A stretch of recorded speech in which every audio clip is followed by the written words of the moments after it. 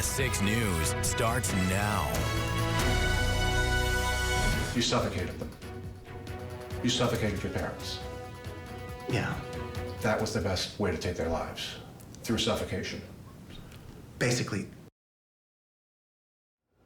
Tonight at 6, it is the chilling interview you've only seen here on CBS 6. An Albany man confessing to killing his parents 7 years ago right here in our building. Have you lived with fear of being found out all these years? I struggle to do other things with my life to try to make something great out of it. We have full team coverage ahead, live from Albany City Court, where that man, Lawrence Krause, is facing a slew of charges. We've got reaction from the neighborhood where the shocking crime took place.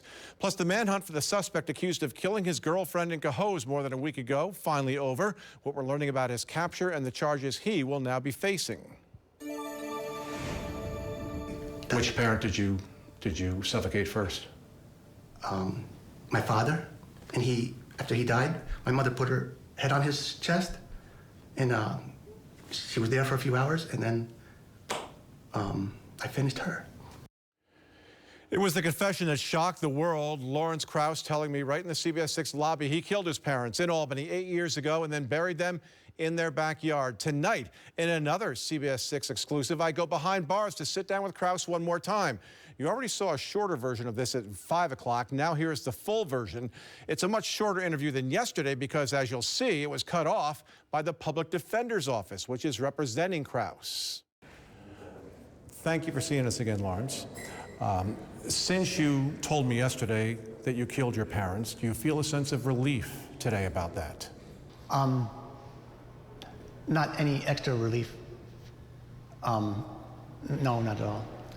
The world knows what happened now? That doesn't... I mean, that does help, I think. I'm glad that people know about my statement. That's important to me. But I think people out there care about your parents and what happened to them. Yes. Can we just go through that again very quickly? That night that you decided to take their lives, did you know that day, the day before, when did you know that was the time to do this? My father laid back and was ready.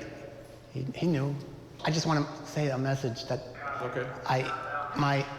there's a legal defense type of thing, and then there's a political defense. And the most important law in this country is New York State ratification law, which says that the people have the power to reassume the powers of government whensoever it is necessary to their happiness. And one of my goals was to create a board of trustees for New York State. And to create that initial trustee, someone needs to know what to do. So I'm making the claim that I'm the initial trustee of the New York State Board of Trustees, and they would have prosecutorial immunity. And so I appeal to that as having prosecutorial immunity for this case. It's pretty much a certainty that's not going to happen. You also talked about wanting to be tried under German law?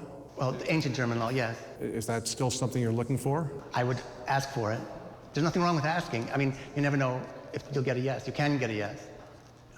And this country is unstable right now. You don't know what could break up. And I do think the country should break up into pieces to make it better for everyone. Even the Washington Post suggested that. The court of public opinion seems to say that they're not happy with what they heard from you yesterday, that they think it was a cold-blooded crime. Do you understand people thinking that way? I'm glad you gave me that feedback. We all are getting old. We're all going to need help, and we're all going to have to decide how to deal with these kinds of problems. And with 40 million boomers getting into that stage of life, they need their options open, and their families need their options open. But who are you to decide, other than being their son? But is that decision up to you? Can you play God?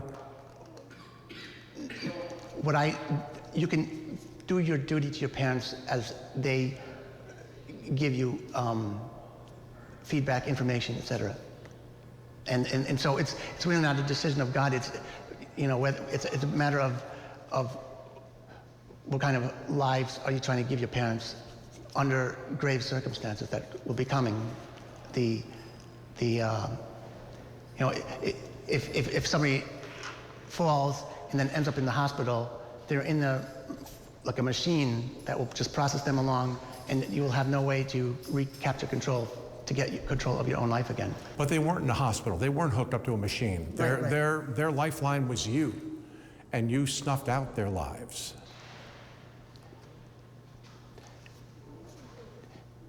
You have to understand that the end was coming, and the world starts to go. You have to decide when your time is up. But did they decide, or did you decide?